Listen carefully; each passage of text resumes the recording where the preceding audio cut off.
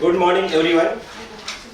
We, a team of Indian Academy of Pediatrics, Lions Club International, are celebrating February 2022 as a Cancer Awareness Month. We are here for a panel discussion with all the four pediatric hemato-oncologists, renowned hemato-oncologists from Pune. We are here, Dr. Shailesh Kandvinde from Dinanath Mangeshkar Hospital, Dr. Vibha Bapna from Bharti Hospital, and Dr. Parag Mahankar from Bharti Hospital, and Dr. Liza Valsara from Jupiter Hospital and St. John Hospital. These all stalwarts will guide us regarding childhood cancer, their diagnosis, management, and what is the role of pediatrician in the childhood cancer. Now, the key messages at the start of this discussion, I will take from pediatric oncologist. Please, sir. The incidence of childhood cancer is about 3% of all cancers in the population. So that's still a substantial number, and yearly about 40,000 new cases of childhood cancer are estimated to be diagnosed in India every year. Childhood malignancies require very high index of suspicion for early diagnosis, and it requires prompt referral to the pediatric oncology unit for better outcome. It is curable 70 to 80%, and a good adequate follow-up is required to minimize the late effects. Excellent outcomes depend on a great partnership between the primary pediatrician and the treating pediatric oncologist. This is for an early diagnosis, for a good supportive care, and for a long-term adequate follow-up. Yes, thank you all. Now we will heading towards a detailed discussion from all these oncologists. Now, as we all know from these key messages that childhood cancer is very common, and all pediatricians should be very vigilant. Parag, please, Dr. Parag, please tell us what are the incidence and types of childhood cancer? As Dr. Shailesh sir mentioned just now, although we said that childhood cancer is rare, still it forms the 3 to 5% of all the cancers. Almost 40,000 cases are diagnosed every year in India. It still forms the 9th most common cause of death in the pediatric patients below the age of 18 in the country like India and other developing countries. However, in the developed countries, it is the 2nd most common cause of death. If we consider a childhood cancers, the leukemia is the most common childhood cancer seen. In other solid organ malignancies, the brain tumors are most commonly seen. Other solid organ malignancies includes like neuroblastoma, Wilms tumor, hepatoblastoma, osteosarcoma, or other soft tissue sarcomas. These are the commonly seen pediatric malignancies in the society. Thank you, Parag sir. Knowing these all types and incidence of cancer, we'll move towards how to diagnose this cancer. Dr. Vibha madam will elaborate on it. So, as Parag has mentioned, the different type of cancers, we need to do, once we suspect these cancers clinically, we need to do targeted investigations. So, after early investigations and adequate referral to a good pediatric oncology unit is extremely important. There is also one word of caution that there should be no repetition of investigations. For example, if we say that the pediatric acute lymphoblastic leukemia is one of the commonest, but we need to understand that doing a bone marrow at the proper pediatric oncology unit is important, because in this advanced world, apart from a simple morphological diagnosis, we also need to do many advanced tests, for example, molecular diagnosis, cytogenetics. So, we should draw a line that which investigations should be done by the pediatricians and then by the pediatric oncology unit. Yeah, thank you madam for highlighting the importance of pediatric oncologist in the role of investigations. He should be the heading, or he should be the deciding factor which investigations to be done and where to be done. But before going to the investigation, how we should suspect clinically, what are the red flag signs clinically a pediatrician should suspect these cases and it should refer to the pediatric hemato-oncologist as early as possible. Dr. Shailesh, please. Okay, now everybody of you would be aware that the typical signs of say leukemia, lymphadenopathy, hepatosplenomegaly, and we would not go into the details of that. There are certain situations where diagnosis of malignancy often is not suspected. The reason for that is that most of the symptoms of childhood cancer are actually the same symptoms for common pediatric illnesses. And hence, in the vast load of common illnesses, sometimes the diagnosis of cancer can be missed. So how does one have a high index of suspicion to think whether this child needs evaluation for a malignancy or not? Some of them I'll just highlight now. One, presence of fever, of a prolonged fever. Though that's still a common cause of infection, due to infections, but still in that situation, one should keep that as a red flag to suspect a malignancy. Presence of a white eye reflex, I think that's one important thing for a retinoblastoma. A routine evaluation during immunization, especially in the early age group, would go a long way in diagnosing retinoblastomas early and will help us be able to save the eyes as well as vision in some patients.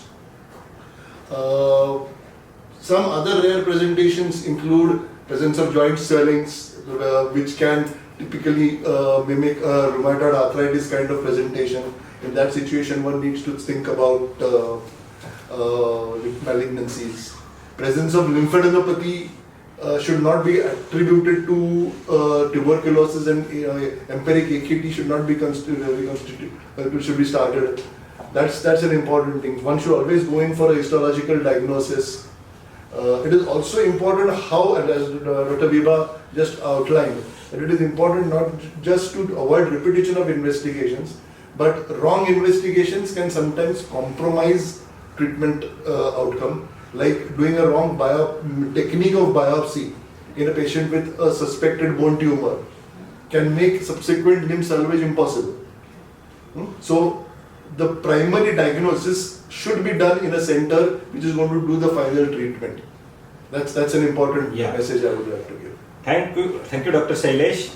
As you all have heard from Shailesh and Dr. Vibha Madam, early diagnosis is the key. Therefore, all pediatricians who are listening this session, they should be aware of abnormal symptoms and they should be vigilant they should have high index of suspicion. They should refer, whatever the suspicion, they should refer to a pediatric oncologist this case. He will be the deciding factor how the investigation should move on and how the diagnosis should be done. After diagnosis, sir, we have diagnosed the childhood cancer in the given child, and what is the next course? That is a treatment course. What are the options for treatment and what is the chances of cure in pediatric cancer? Please, Lisa Madam. Treatment for childhood cancers comes in many modalities. First is the chemotherapy, which can be given IV in a tablet form. Then it comes, sometimes it requires a multi-modality treatment approach like chemotherapy, surgery, radiation. Sometimes it relapses. 5% of the cases sometimes relapses overall. So it might require a bone marrow transplant also. Currently we are having a newer targeted immunotherapy approach also, which is giving us a wonderful response. So we are having a multimodality approach for treating childhood cancer. Coming to the cure rates, it is curable up to 70 to 80%. And but the key here is early diagnosis, a very high suspicious for the childhood cancer symptoms, and a referral to a proper hematological center. Thank you, madam, for highlighting all the treatment options in a short and crisp manner. Now, I will ask Parag sir, is the only pediatric oncologist the mainstay of the cancer treatment, or any other team is also required? Please elaborate. As Dr. Lisa just now mentioned, it's actually a multidisciplinary treatment approach in the pediatric oncology. The role, apart from the role of pediatric oncologist in the definitive treatment of a malignancy, it also requires supports from a good pediatric unit, pediatric intensivist, nutritionist will require a psychological support both for the kids and also for the parents, just to have an adherence with the treatment. And apart from that, a lot of social and financial supports are required from the social workers, NGOs and hospitals. Thank you, sir, for highlighting the teamwork, team management of this patient. I will also like to take this point and mention our Lions Club role here also. That's the financial and social or psychological support. These are the important factors to continue the treatment and not to abandon the treatment. Therefore, many NGOs like Lions and Can Kids, Cuddles, Cipla Foundation, these all are helping these kids to adhere the treatment. To maintain the continuation of the treatment at the given center, they should continue to take the chemotherapy till the cancer gets in control. Therefore, this teamwork is always required, and the importance is never to be ignored. Now, regarding this treatment, continuation of treatment, the major hurdle is abandonment of treatment. Yes. This many a times patient takes some course of chemotherapy, he feels better and he abandons the treatment. Sometimes because of side effect he abandons the treatment. There are many other financial and social causes which may cause abandonment of treatment.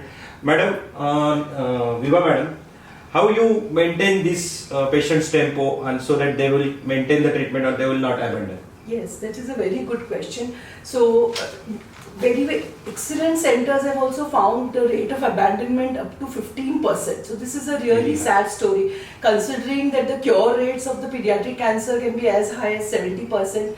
If 15% of your children are going to abandon, it is very, very sad. So I think what goes a long way, it's not just the clinicians who are looking after the protocol-based treatment, it is lot of supportive care.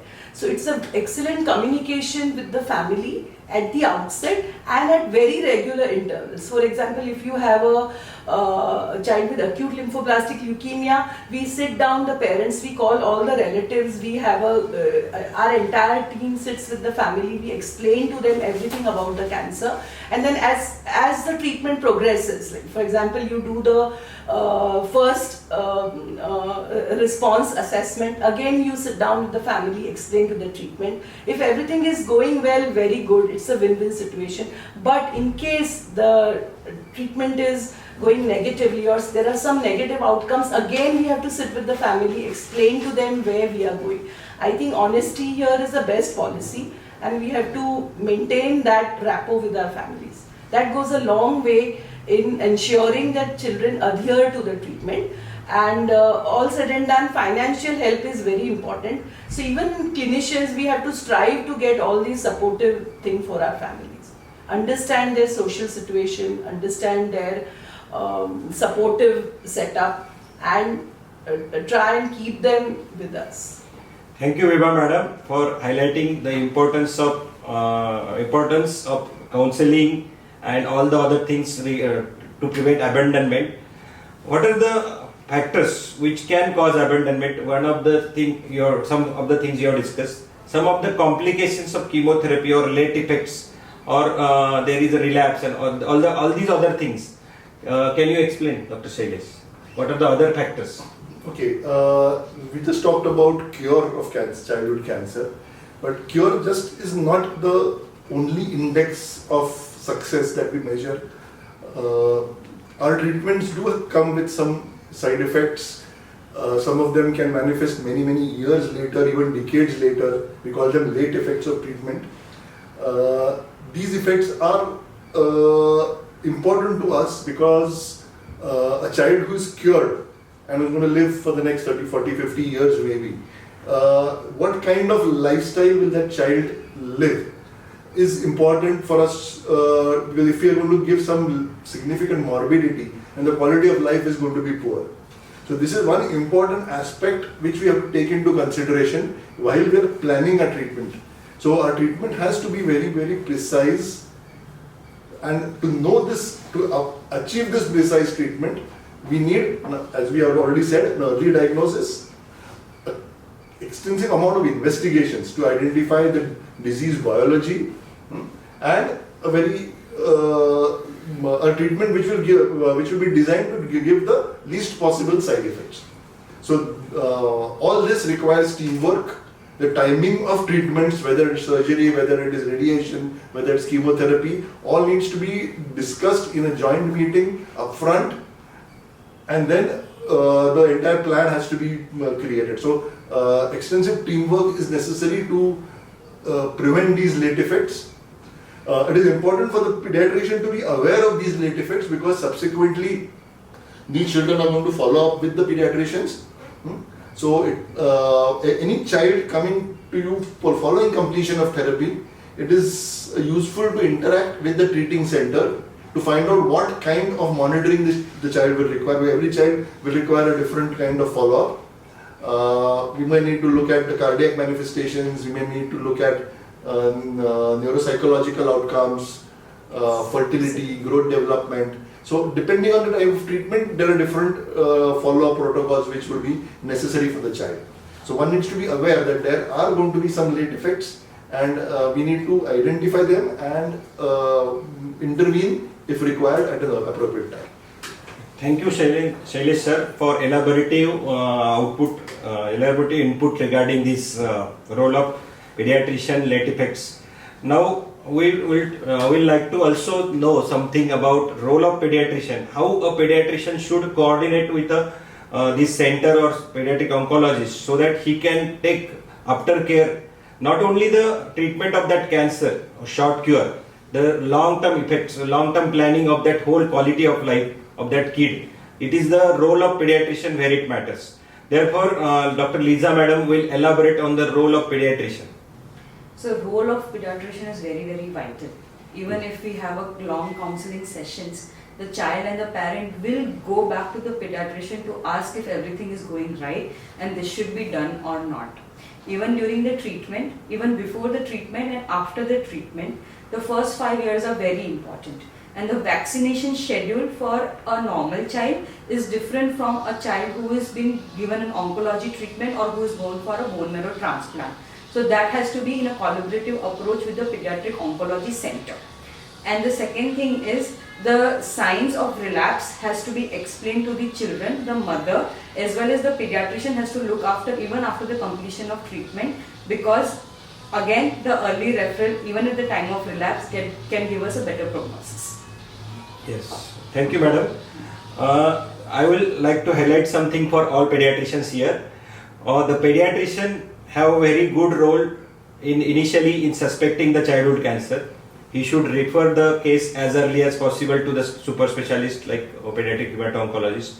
He should be quietly in touch with the hemato-oncologist till the diagnosis is made. Even after diagnosis, he should get involved with all the team to know about the future planning of the treatment. He should know also the complications which might happen in between or during the course of chemotherapy or during the course of treatment.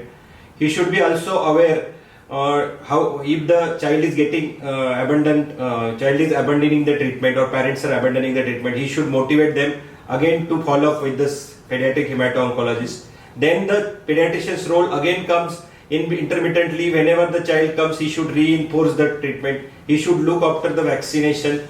He should take the help or advice from the pediatric hemato-oncologist which vaccinations to be given or not to be given, which are to be postponed. These all things, growth monitoring, then all his puberty monitoring, and all the social quality of life even after fertility management. All these things, pediatricians should have broad outlook. If a patient from his regular follow-up is getting diagnosed as a childhood cancer, all these points have been covered by this pediatric hemato-oncologist. I think we are at the end of discussion and we will take the key messages now to all pediatricians here. All the hemato-oncologists, please give your key messages. So the key message is suspect the childhood malignancies early and refer it to the pediatric onco unit promptly. I would like to say that keep a very good positive outlook and remember that 60 to 70% of our children can get better. Cancer is not the end of life. One another point is that childhood cancer is different from adult cancer, should be treated on protocols and in centers which are geared for treatment of childhood cancer. Even though the diagnosis may be same in children and adults like leukemia, the treatment protocols, the approach to treatment, the outcomes are vastly different, and an adult approach for a pediatric problem may not give a good result. So it's important to know that. So that's an important point. Early diagnosis, prompt reference, and a pediatrician is a vital role in the whole pediatric oncology team. Dr. Parag, please guide us. This childhood cancer treatment is quite costly, and many times financial reason is the one of the cause for abandonment of treatment. How these patients gets financial help? So this treatment for childhood cancers require a long term, it's a lengthy process basically, and requires a lot of money.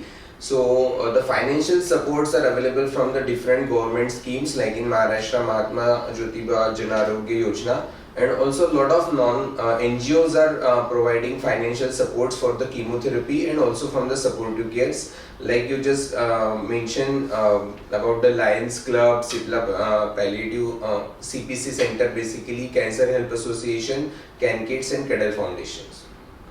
Thank you all stalwarts here present here, and thank you for your inputs.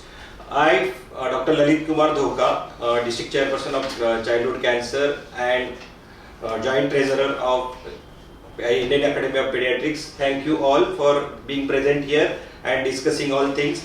We are celebrating Childhood Cancer Awareness Month of this February. Hope all pediatricians will benefit from this discussion. Thank you. Thank you all the team. We would like to thank. We have not said thank you. Actually, तुमच्या सगळ्या ऑन्कोलॉजिस्टचा आयपीच्या वतीने सत्कार Thank you. So I'll say that thank you. So I would like to thank IAP Pune and especially Dr. Lalit Dhoka for taking this up and bringing us close to the society to increase awareness about this neglected area in pediatric health. Thank you all.